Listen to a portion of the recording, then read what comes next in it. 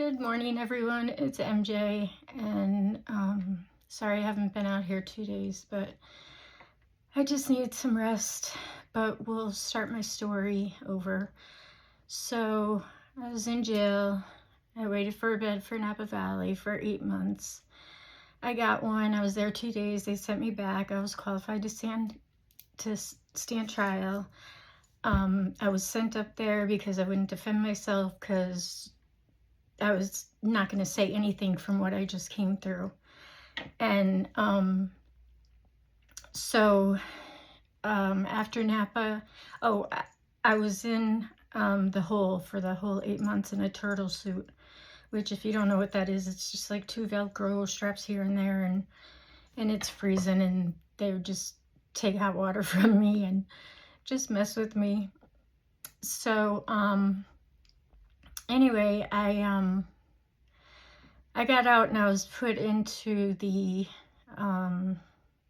like the gang, or the more violent pod, and the one girl came over, said something to me, I said something back. So she punched me in the head, and I just stood there, and that was it. I didn't say anything, I didn't do anything. She walked away, and then a little bit later she came back and she apologized, which I don't think that happens very often in jail. So I was like, yeah, it's all good. And she's like, well, why didn't you hit me back? I said, because we're evolved beings. I don't think things take violence, to be worked out. And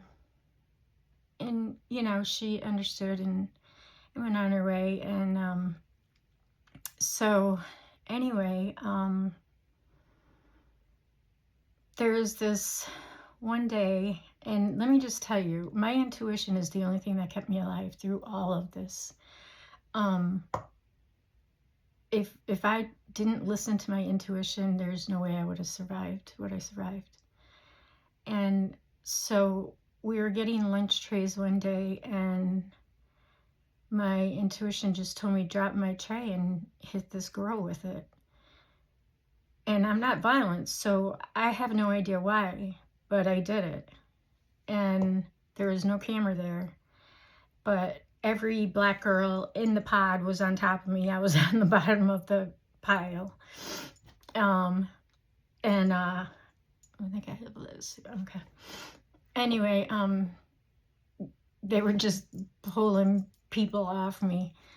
And of course I went back to the hole, and they were taking pictures of my hands because, people told on me.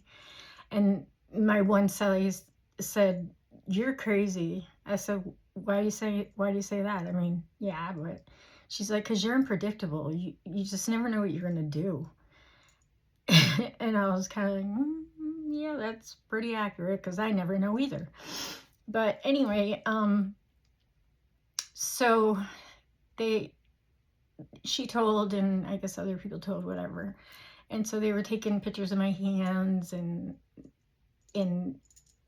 all that kind of thing, and drilling me with questions. And I was just like, no, I don't know anything about it. And so I went back to the hole. And before this, my lawyer came to see me, and she said, okay, they have a deal. And I said, okay, have them give me a deal, but it can't say anything about kidnapping or burglary, anything like that.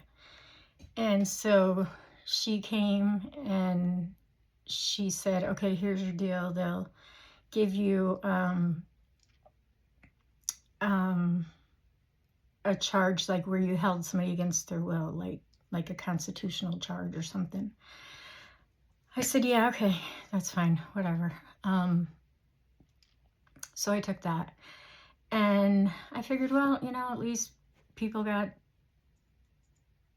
citizenship over it, and I probably deserve being there for all the stuff I stole. I mean, not for that long, but anyway. So I went back to the hole, and I think it wasn't the next day, because they took me to court, and they were going to charge charges on me for hitting her with the tray. And I still didn't say anything. I just sat there, and then court was over and we went back to the jail, and there was no charges placed on me. So I think they're just trying to scare me or get me to admit something. But anyway, went back to the jail and went in the hole, and they don't tell you when your court date's coming up. They don't say anything. You don't know anything. So my court date came up, and I went to court, and the deal was already signed, and the judge said immediate release, time served, 3 years probation. And so I understood then why my intuition did that, because if I went to court and they knew I was getting out, they would have beat the shit out of me, and it would have been my fault, and I would have spent a year in the hole. Like another girl that was they did the same thing to her. And so going, just listening to that intuition, thank God. But they leave you out at like 11 at night. And I was like, oh my God, what? And I was in a county I didn't know. So I called from the desk where I was leaving. I called my mom and I said, here I am, and I've got to go find a hotel. I need you to charge it for me and get me a plane ticket. And so I found a hotel. My mom charged it and got a plane ticket, and I was gone. So then I'm back at my mom's, and my mom, let me just tell you, my mom retired from working at a prison in HR, and my dad was also in law enforcement. He was a warden at privatized prisons. So when my parole officer came, he gave me a 9 o'clock curfew, and my mother instilled it. Like, I wasn't able to do anything. And she still went to AA because she was still sober, and she, she made me go to women's meetings and all that. So it was good for 3 years, and then we found that she had pancreatic cancer. So I'm going to stop there. But today I want to start like a game, like a comic book.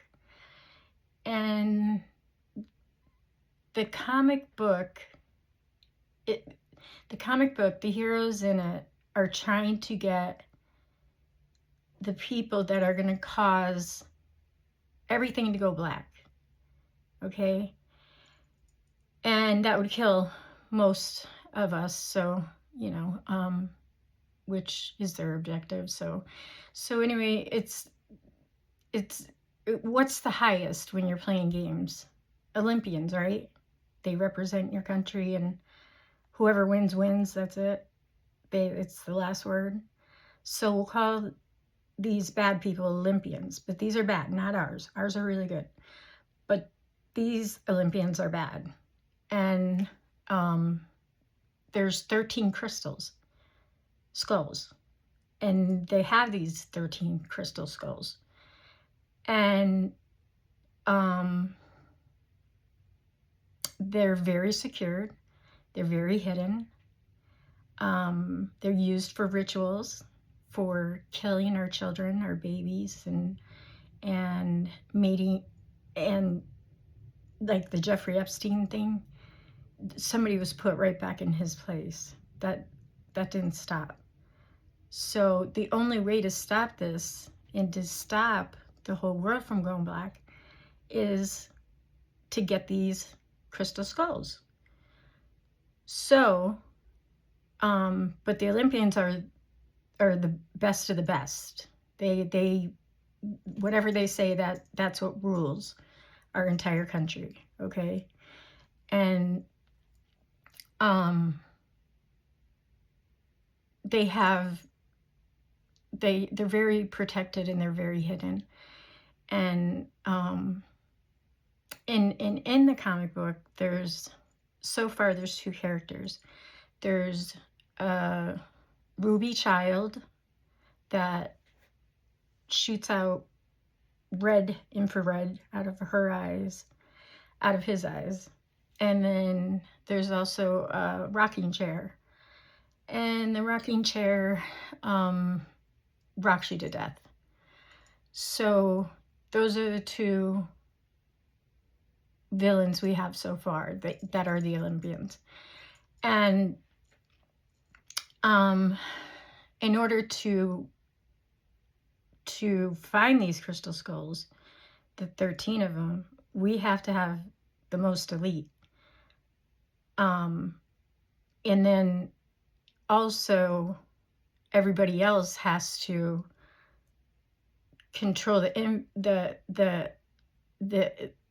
infrastructure that's set up that governs us, like so that the Olympics can take place.